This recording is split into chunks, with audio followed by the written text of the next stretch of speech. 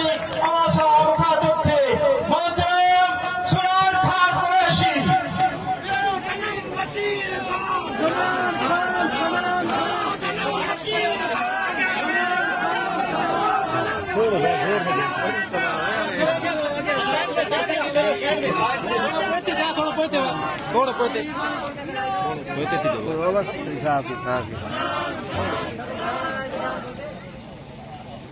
जे जीवन तो में सिंधुना ओ मुंहिंजी तोखां दूरी आ ही जीवन जीवन आए छा हिते जेल ज़हर त विसूली आ। जिए सिंधु देश, जिए साईं जीएम सैयद, जिए शहीद सिंधु देश बशीर खान कुरैशी। अॼु साईं जीएम सैयद जी 31वीं वरसीअ जे मौक़े ते सॼी सिंध मां कई आयलनि खे दिल जी गहराइनि सां भलीकार चवां थो ऐं सलाम पेश कयां थो। जॻह जॻह ते रुकावटुनि जे बावजूद पंहिंजे रहबर जो इश्क सलामत खणी अचण, पंहिंजे रहबर जी नगरीअ में पुॼण, शहीद बशीर खान कुरैशी जी रवायत आहे त साईं जीएम सैयद जी 31वीं वरसीअ जे मौक़े ते सन में गॾु थींदड़ सभिनी दोस्तनि खे जिथे रुकावटूं हुजनि, बंदिशूं हुजनि, असां पुरअमन कारकुन आहियूं साईं जीएम सैयद जा। अदम तशद्दुद जी राह ते था हलूं जेका शहीद सिंधु देश बशीर खान असांखे ॾेखारे वियो आहे ऐं उन राह ते हलंदासीं। अॼु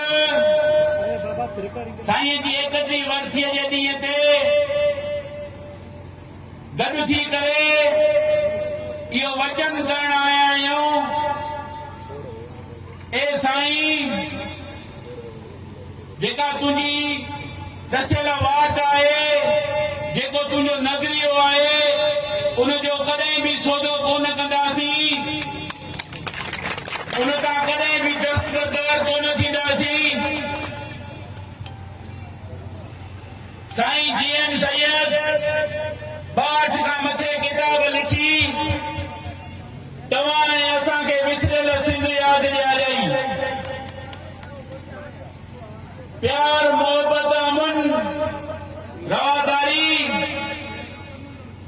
साईं जीएम सैयद सेखारी। धरतीअ सां इश्क करण साईं जीएम सैयद सेखारियो। जेलनि जो सिंगार थियण साईं जीएम सैयद सेखारियो। साईं जीएम सैयद पंहिंजी ज़िंदगीअ जा 32 साल नज़रबंद रहियो, जेलनि में रहियो, पर साईं कॾहिं बि हिन सिंधी माण्हुनि जे हक़नि जी ऐं हिन सिंध जी आज़ादीअ तां कॾहिं बि कोन दस्तबरदार थियो। साईं जीएम सैयद खे माण्हू काफ़िर चवंदा हुया। उहो रहबर जंहिंजो नज़रियो, जंहिंजी ॻाल्हि अॼु बि क़ाइम दाइम आहे ऐं जेसि ताईं ही दुनिया आहे साईं जीएम सैयद जो नज़रियो ऐं उनजी ॻाल्हि अॻिते हूंदी। साईं जीएम सैयद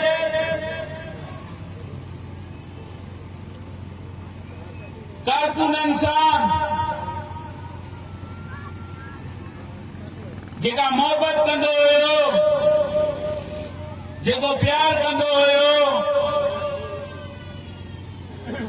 उहे तव्हांखे सीनियर ॿुधाए सघनि था। चाचा नज़ीर तुंहिंजे जहिड़ा ऐं जमील गादा असां साईं जीएम सैयद जे हूंदे भी वॾा वॾा मामला थिया, पार्टीअ में ॾिफेर थिया, जेड़ा थिया,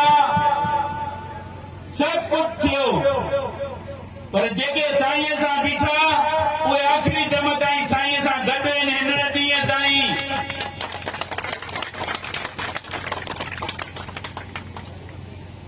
शहीद बाबा सां इख़्तिलाफ़ रखी माण्हू अलॻि थिया, किन कहिड़ियूं पार्टियूं ठाहियूं, पर शहीद बाबा पंहिंजी जिदोजहद ज़रिए सिंध सां इश्क, सिंध सां मोहबत, सिंध सां प्यार, उहो तारीख़ में अमर थी वियो। शहीद बाबा जी जिदोजहद कंहिंखां विसरणी न आहे, न ई विसरणी आहे। शहीद बाबा जो प्यार, मोहबत, अमुन जेको हुनखे साईं जीएम सैयद सेखारे वियो, शहीद बशीर खान आख़िरी दम ताईं हुन ते हलंदो रहियो।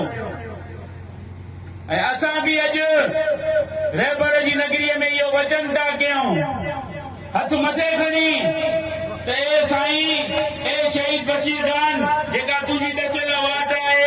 इन वाट ते हलंदासीं ऐं पंहिंजे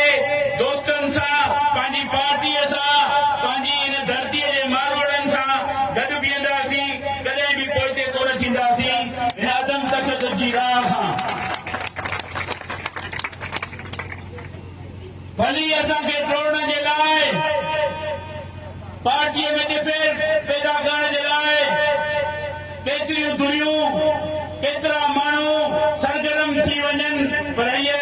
शहीद बशीर खान कुरैशी ऐं साईं जीएम सैयद जी पार्टी आहे। हिन मां असां मां निकितल अलाए केतिरा आहिनि, असां कंहिं मां निकितल न आहियूं। जेके माण्हू सियासत हिते था सिखनि, नालो हिन पार्टीअ में कमाइनि था, पोइ अॻिते हली हू पंहिंजी नंढड़ी देगड़ी चाढ़े वेही था रहनि। मां सभिनी खे चवंदुसि, जेके बि ॻाढ़े झंडे वारा आहिनि, सभु पार्टियूं ख़तमु कयो, अचो सभिनी खे दावत थो ॾियां जस्कम में।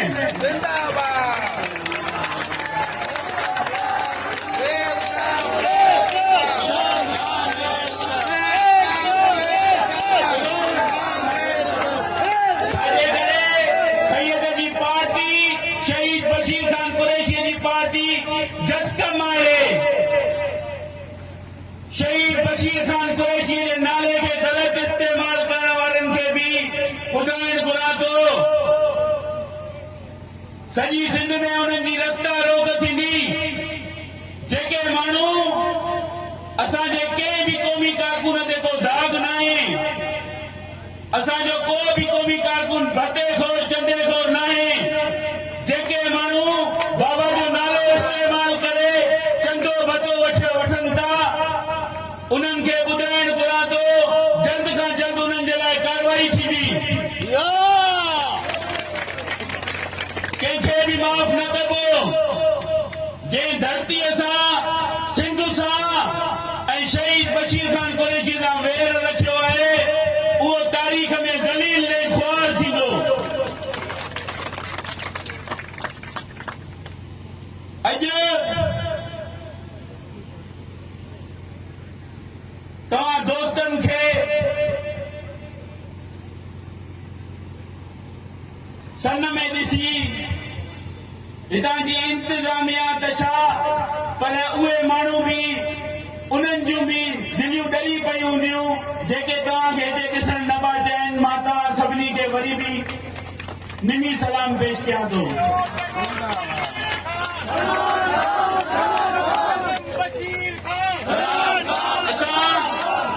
साईं जीएम सैयद जे अदम तशद्दुद जी राह ते था हलूं।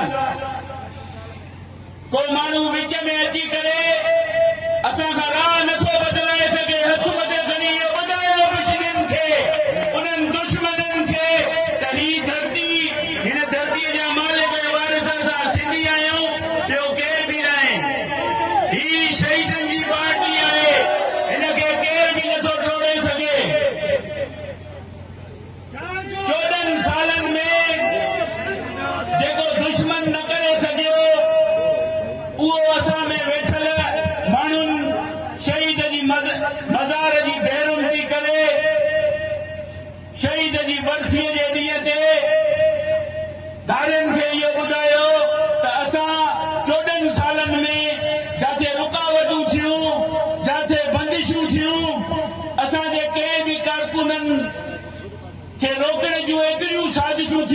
पर असांजो को बि कारकुन कोन रुकियो हुन पंहिंजे इश्क खे सलामत खणी अची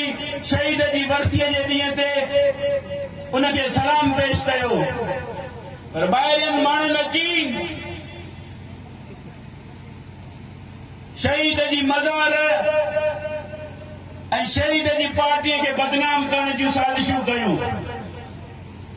पर असां कॾहिं बि मीडिया ते न आयासीं न ई असां फेसबुक जी सियासत कयूं था असां हिन धरतीअ जा मालिक जे वारिस आहियूं असांखे उहा सुती पयल आहे जेका साईं जीएम सैयद ॾेई वियो आहे ऐं शहीद बशीर खान कुरैशी ॾेई वियो आहे असां कंहिंजा एजेंट न आहियूं असां हिन धरतीअ जा एजेंट आहियूं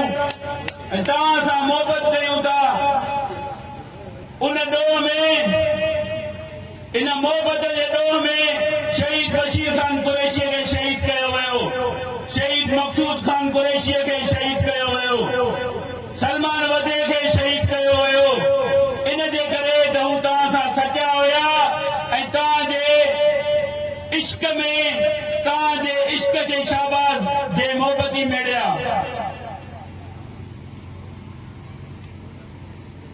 शहीद बशीर खान कुरैशी जी जिदोजहद जॾहिं बि धरतीअ जे मथां को ॾुखियो टाइम अचे थो सभिनी खे यादि शहीद बशीर खान कुरैशी अचे थो ऐं उनजी जिदोजहद यादि थी अचे बशीर खान बशीर खान बशीर खान बशीर 17 मई ते नवाबशाह में बुख बेरोजगारी कबायली जेड़ा मंशात जे लाइ तमामु वॾी रैली कढी रहिया आहियूं जेका तारीख़ी रैली हूंदी उनमें भरपूर शिरकत कयो क़ौमी बदीअ जो सबूत ॾियो त जीअं सभिनी खे ख़बर पए जिस्म खे टोड़ण वारा केतिरा ई आया पर जिस्म कॾहिं बि कोन टुटंदी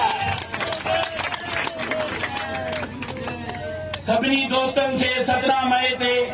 नवाबशाह में दावत ॾियां थो त अचो अचो इन सभिनी बुराइनि जे लाइ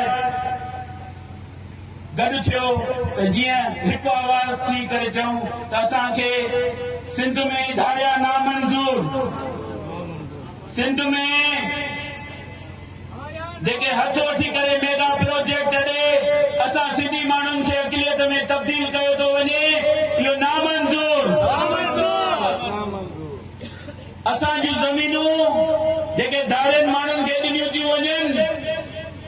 उहे नामंज़ूर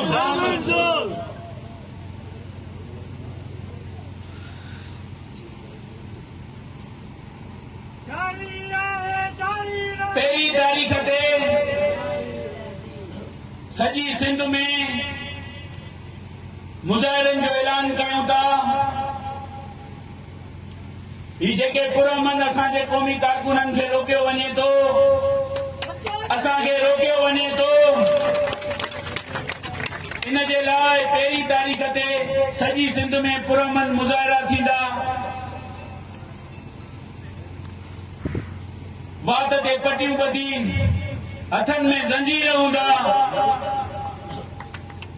त असां साईं जीएम सैयद जी अदम तशद्दुद जी वाट ते था हलूं अदम तशद्दुद जी राह ते था हलूं पर असांखे उन राह ते हलणु नथो ॾिनो वञे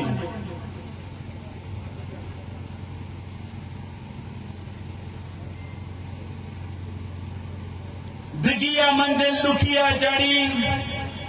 भॼी विया विच ते कई भाड़ी असां सां दो दिलेर हलंदो मथे खणो हथ केर हलंदो मथे खणो हथ केर हलंदो मथे खणो हथ केर हलंदो जंहिं वक़्त चरागे शाम भरे ऐं मेखाने में जाम भरे तंहिं वक़्त असां